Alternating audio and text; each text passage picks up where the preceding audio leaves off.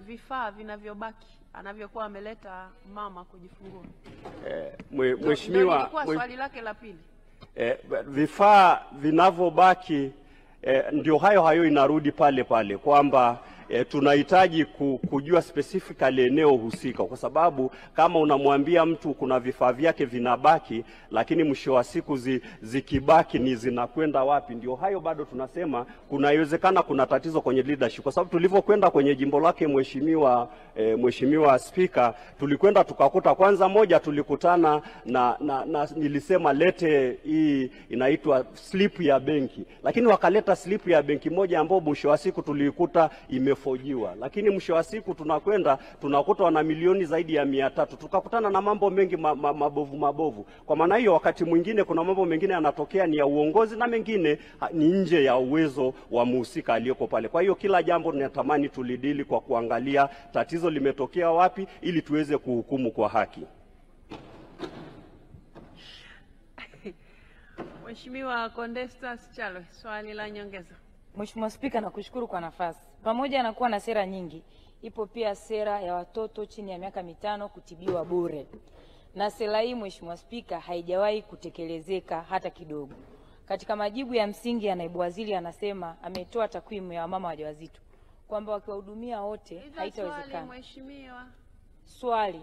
Sasa kama takwimu ya watu wanapaswa kuhudumiwa ni wengi, watoto na mama wajawazito, kwa nini serikali isitoke kuambia wananchi kwamba sera hizi hazipo ili waelewe kwamba hakuna bure kwa wajawazito wala hakuna bure kwa watoto chini ya miaka 5? Mheshimiwa Naibu Waziri, majibu kwa kifupi. Mheshimiwa Speaker, labda tu namwambie mbunge namuelewa sana, ila hata yeye kwenye mipango yake ambayo ameipanga anapanga mpango mzima, lakini anautekeleza hatua kwa hatua.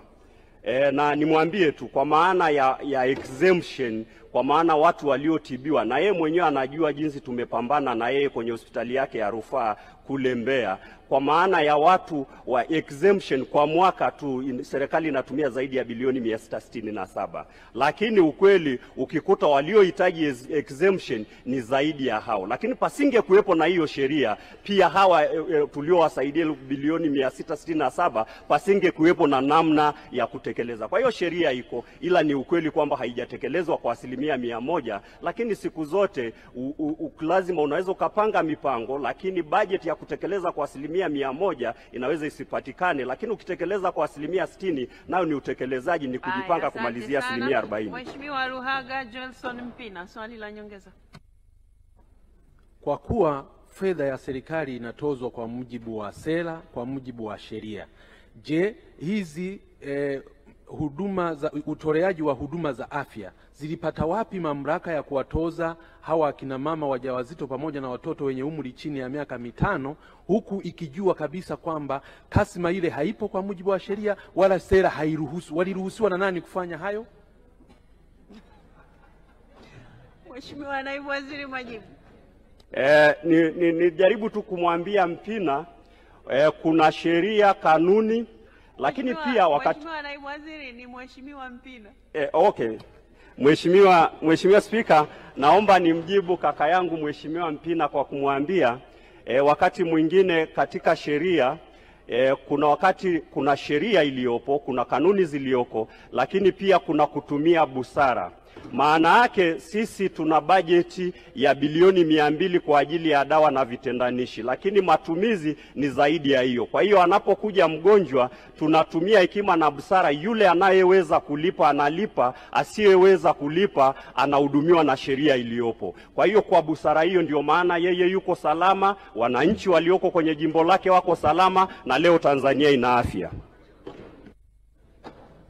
Mheshimiwa Felista Njau, swali la nyongeza. Asante Mheshimiwa Spika, na kushukuru kunipa niulize swali dogo la nyongeza. Pamoja na wakina mama kubeba delivery kit kuelekea katika hospitali wakati wa kujifungua hasa vijijini, wakienda wakakutana na changamoto ambayo wanatakiwa wafanyiwe operation, Mheshimiwa Spika, wanatakiwa walipe kwanza pesa ya operation ndio wafanyiwe operation, na hii inapelekea wakina mama wengi kufa wakati wa uzazi. Nini kauli ya serikali katika hili? Mheshimiwa Naibu Waziri, majibu. Kauli ya serikali kwenye eneo hilo ni msimamo wa Dr. Samia Suluhu Hassan. Alipolihutubia hili bunge kwa mara ya kwanza, alipofika eneo la huduma ya mama na mtoto, alirudia mara mbili na akaongea kwa msisitizo mkubwa.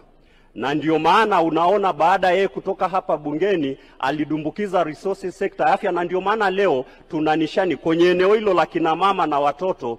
Ukilinganisha na duniani, tuna nishani ya kidunia ambayo Rais Samia, Dr. Samia Suluhu Hassan amekuwa kama rais 7 duniani waliopata nishani yumo, lakini kwa Afrika ni rais pekee aliyopata. Sasa ni kweli hayo yanayotokea. Tamko la serikali, Mtanzania yote, sio tu mama mjamzito, akifika kwenye kituo cha afya ni lazima cha kwanza ni kuokoa maisha na kuhakikisha huyo mtu salama, ndio mambo mengine yafuate. Kwa hiyo akipatikana mtu ambaye anasababisha itokee kifo kwa sababu alikuwa anasubiri fedha, hata kwa maadili yetu unanyang'anywa cheti na hutaruhusiwa tena kupractice.